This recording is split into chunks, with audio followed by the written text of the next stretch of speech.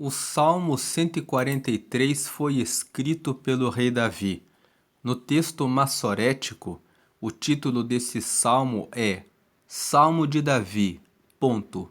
Clamo a ti, vírgula, Senhor, vírgula, porque o meu espírito se angustia muito.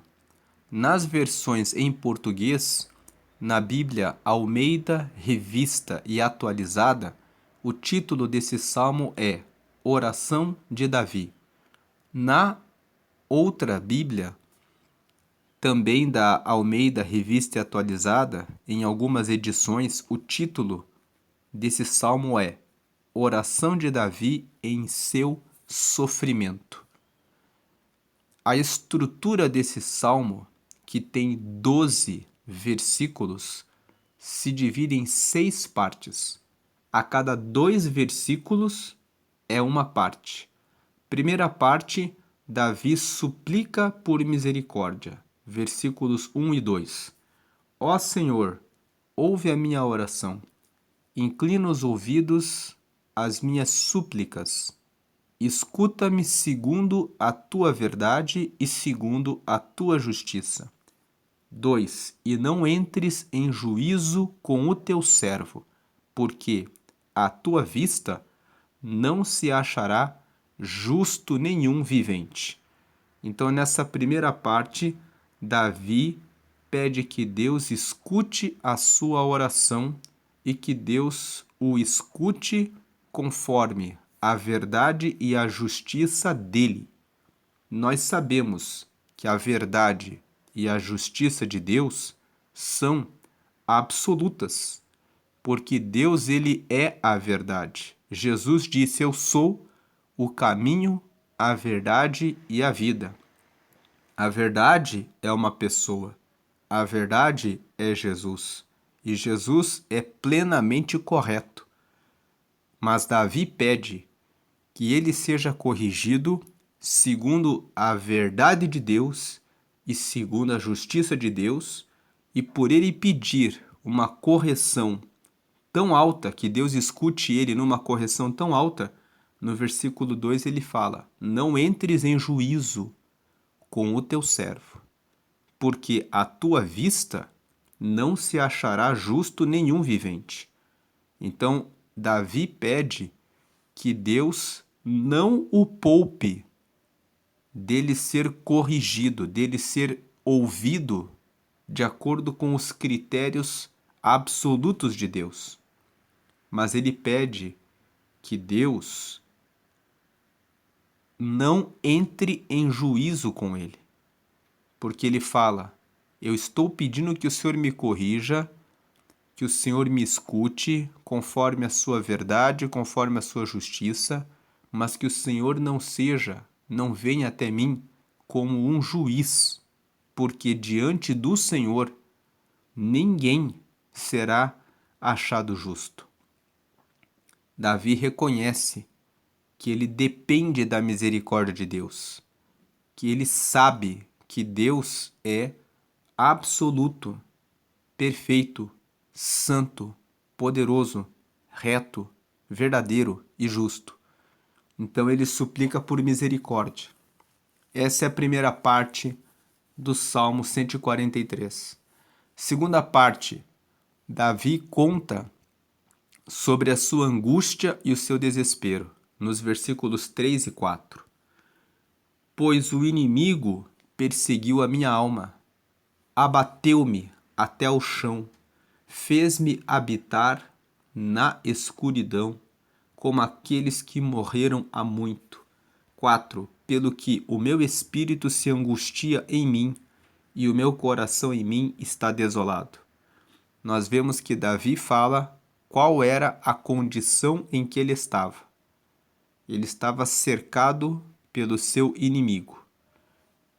Alguns, quando estudam o Salmo 143, dizem que Davi estava ou fugindo de Absalão, que era o seu filho, quando Absalão quis assumir o trono de Davi, ou quando ele estava fugindo do rei Saul. Quando você lê o livro de 1 Samuel, Você vê no capítulo 22 que Davi teve que ficar escondido na caverna de Adulão, porque Saul estava com vários homens perseguindo Davi. Quando você lê 1 Samuel capítulo 24, você vê que Davi se refugiou, se escondeu na caverna de Engedi. Então, nós vemos que o rei Davi teve que se esconder do rei Saul. Antes de Davi se tornar rei, houve um tempo em que ele recebeu a promessa, mas quem estava no reinado ainda era Saul. Até o tempo em que Saul morreu e Davi se tornou rei, ele teve que enfrentar muitas perseguições. E ele estava aqui nessa situação de escuridão. Ele está dizendo no versículo 3: o inimigo perseguiu a minha alma, abateu-me até o chão. Fez-me habitar na escuridão, como aqueles que morreram há muito. E por causa disso, ele fala no versículo 4, o meu espírito se angustia em mim, e o meu coração está desolado. Então, a segunda parte, Davi conta que ele está em uma situação de perseguição, ele está em angústia e ele está em desespero, porque ele está cercado e ele está escondido e ele está como quem está. Ele fala aqui, fez-me habitar na escuridão. Ou seja, ele teve que ficar morando de maneira escondida, se correndo, fugindo dos seus inimigos. Ele se sentia como quem estava nas trevas. Essa é a segunda parte. Então, a primeira parte, versículo 1 e 2, Davi pede que Deus o julgue, porque talvez ele tenha feito alguma coisa errada, mas que o Senhor não seja alguém que vem como juiz, porque ele reconhece que ele é um pecador e que ninguém é justo diante de Deus. Na segunda parte, depois dele pedir para Deus chegar perto dele e ouvi-lo, ele conta a situação dele, de angústia e desespero. A aplicação prática dos versículos da primeira parte e da segunda parte. Primeira parte, devemos falar com Deus e reconhecer que somos pecadores, que nós precisamos da misericórdia de Deus. Segunda parte, devemos falar com Deus porque, apesar de Deus ser tão grande, Ele é misericordioso e Ele está pronto para nos ouvir nas nossas angústias, nas nossas desolações, nas nossas situações de desespero. Terceira parte, versículos 5 e 6, é a recordação da fidelidade e da bondade de Deus. Versículos 5 e 6. Lembro-me dos dias antigos, considero todos os teus feitos, medito na obra das tuas mãos. 6. Estendo para ti as minhas mãos, a minha alma tem sede de ti como terra sedenta, Selá. A palavra Selá significa pausa. Quando os salmos são orações e são formas de louvor a Deus. E os salmos de Davi, e esse salmo é um salmo de Davi, foi escrito por Davi, são salmos que são cantados. Quando tem um selá, isso aqui é uma instrução musical, uma instrução para que aqui exista uma pausa. Selá significa pausa. Então significa que eles leem ou cantam esse salmo do versículo 1 ao 6 e eles dão uma pausa para meditarem naquilo que eles acabaram de falar. Então aqui é um convite para você parar e meditar. Versículos 1 e 2. Suplique pela misericórdia de Deus. Versículos 3 e 4. Nas suas perseguições, angústias e desesperos, peça ajuda para Deus. Terceira parte. Lembre-se da bondade de Deus. Tenha a recordação da fidelidade de Deus. A terceira parte é a recordação da fidelidade de Deus. Lembre-se do que Deus tem feito, do que Deus já fez por você. Nunca esqueça dos benefícios que o Senhor já realizou na sua vida. Versículos 5 e 6, Davi fala isso. Eu me lembro dos dias antigos. eu considero, ou seja, eu levo em consideração todos os teus feitos, ou seja, eu levo em consideração tudo que o Senhor já realizou pela minha vida até aqui. Eu medito na obra das tuas mãos, ou seja, eu fico pensando nas coisas que Deus já fez por mim. E eu estendo para ti as minhas mãos, ou seja, quando eu penso naquilo que o Senhor já fez, eu estendo as minhas mãos para o Senhor. E a minha alma tem sede de ti como terra sedenta, ou seja, eu quero mais uma vez estar perto de Deus, eu me recordo do que Deus já fez e o que eu desejo é estar sempre perto de Deus. A quarta parte desse salmo, versículos 7 e 8, é um apelo por socorro. Ouve-me depressa, ó Senhor. O meu espírito desfalece. Não escondas de mim a tua face, para que eu não seja semelhante aos que descem a cova. 8. Faze-me ouvir a tua benignidade pela manhã, pois em ti confio. Faze-me saber o caminho que devo seguir, porque a ti levanto a minha alma. Então aqui o versículo 7 e 8 é um apelo por socorro e direção de Deus, porque nós vemos que ele pede que Deus mostre para ele qual é o caminho que ele deve seguir. Ele pede que Deus dê a ele uma direção. Ele fala aqui no versículo 8: Faze-me ouvir a tua benignidade, ou seja, a tua bondade pela manhã, pois em ti confio. Faze-me saber o caminho que devo seguir, porque a ti levanto a minha alma. Então, aqui no a quarta parte, versículos 7 e 8, Davi pede para que Deus o responda com pressa, apelo por socorro e direção. Que Deus o responda com pressa e não esconda a face dele, mas que o Senhor dê a direção, faça ele saber o caminho que deve andar. A quinta parte, versículo 9 e versículo 10, é um pedido de libertação, de livramento. Versículo 9 e 10. Livra-me, ó Senhor, dos meus inimigos, porque em ti é que eu me refugio. 10. Ensina-me a fazer a tua vontade, pois és o meu Deus. Guie-me o teu bom espírito por terra plana.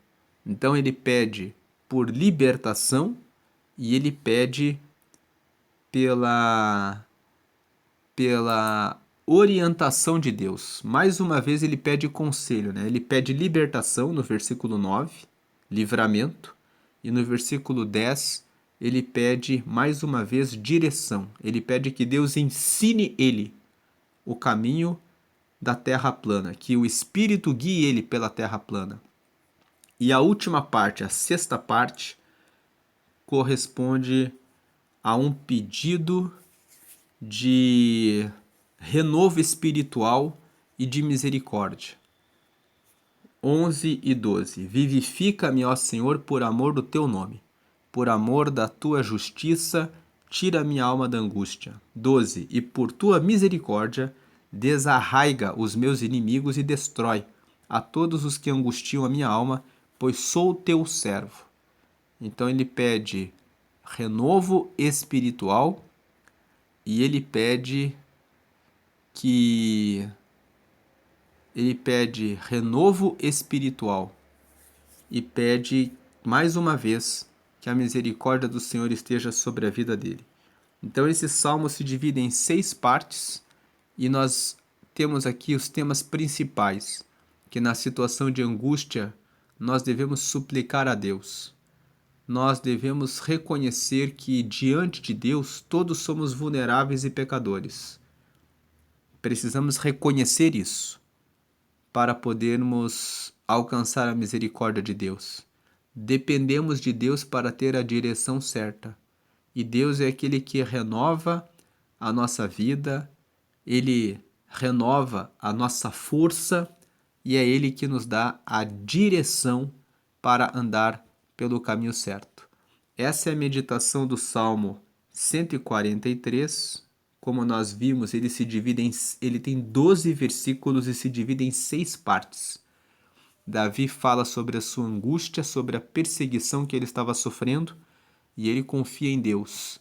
E ele pede misericórdia de Deus, ele pede direção de Deus, e ele confessa a sua fraqueza e ele confia na renovação e na misericórdia de Deus no final. Ele pede para que Deus o vivifique e que Deus faça ele andar por terra plana pelo Espírito de Deus. Que o Espírito de Deus dê a ele direção para caminhar no caminho certo.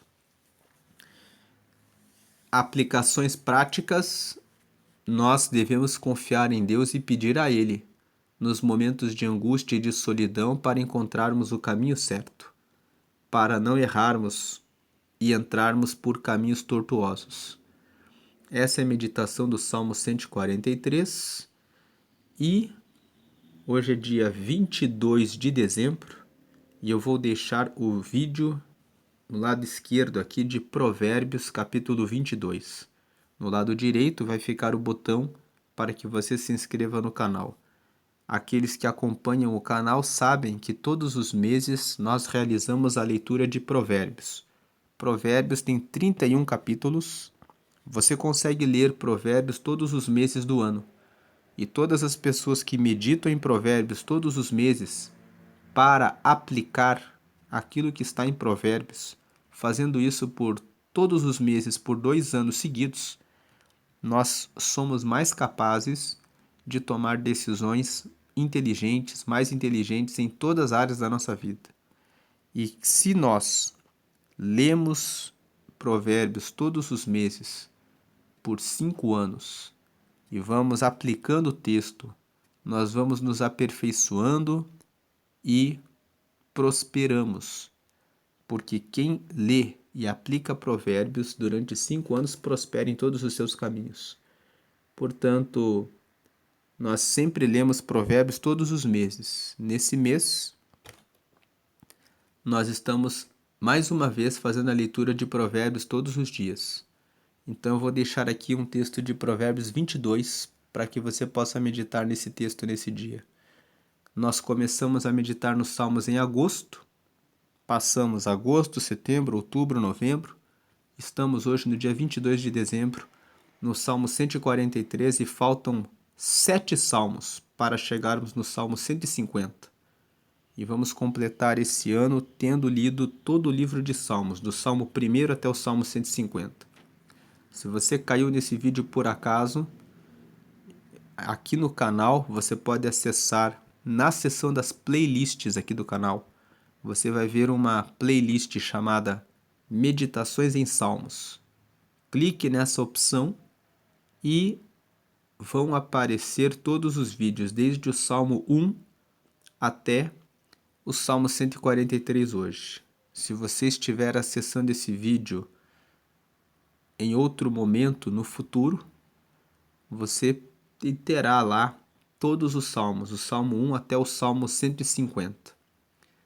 O livro de Salmos, no texto hebraico, se chama Tehillim, se escreve T-E-H-I-L-I-M, e Tehillim significa louvores. O livro de Salmos não foi escrito de uma única vez. O livro de Salmos é uma reunião de vários poemas, orações, que foram escritas por várias pessoas.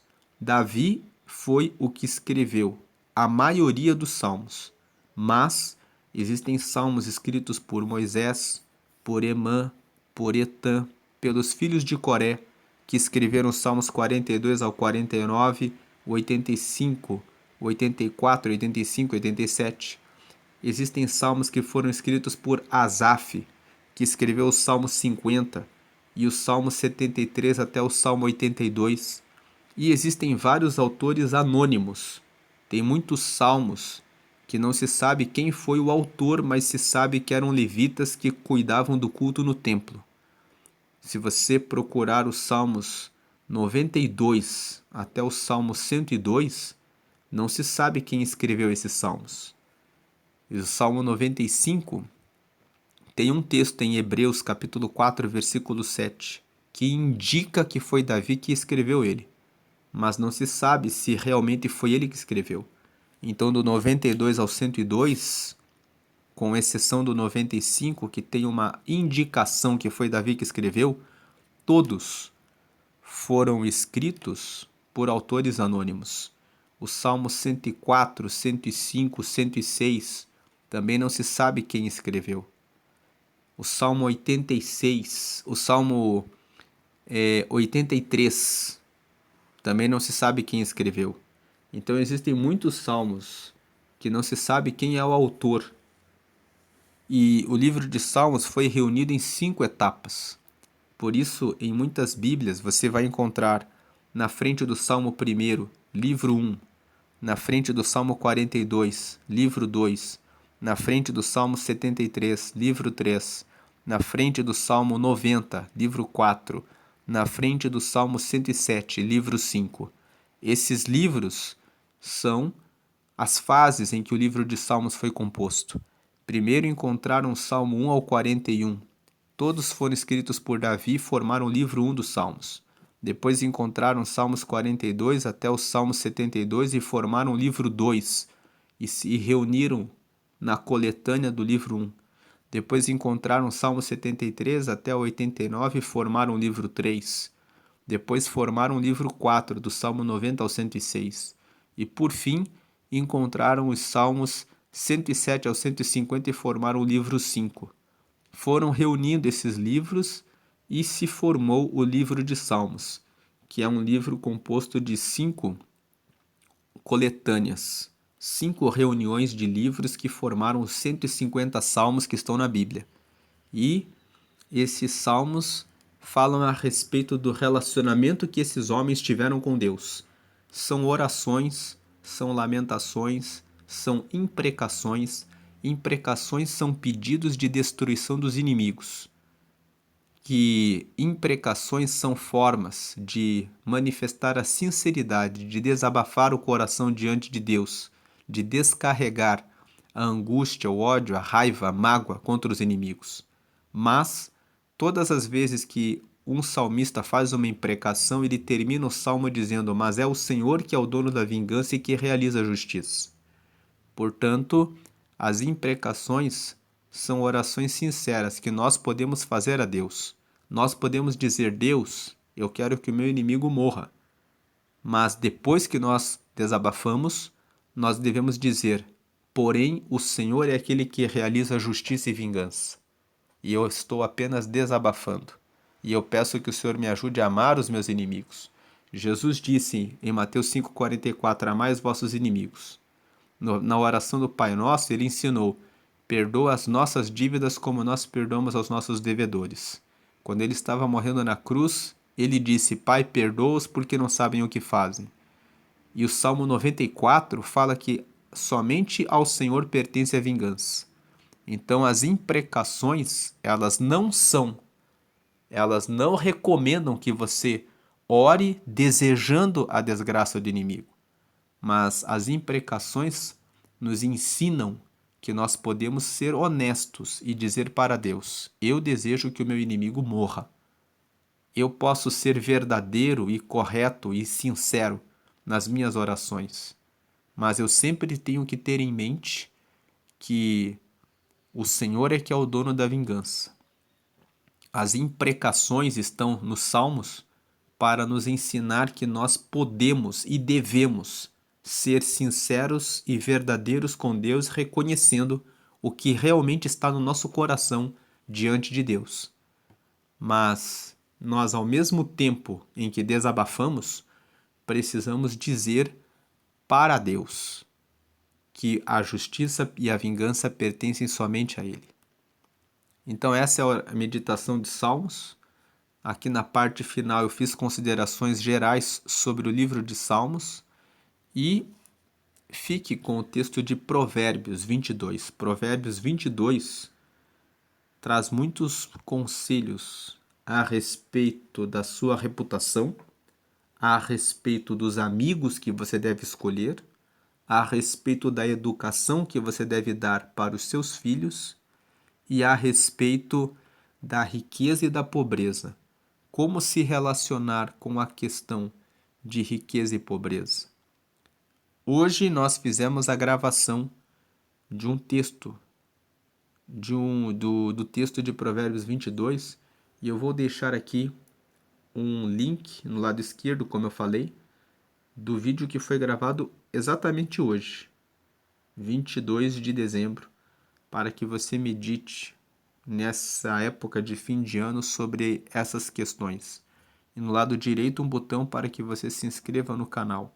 Se você já segue o canal e já escutou a meditação de hoje de Provérbios 22 e quiser ouvir novamente algum texto de Provérbios 22, na seção das playlists tem várias meditações e várias séries.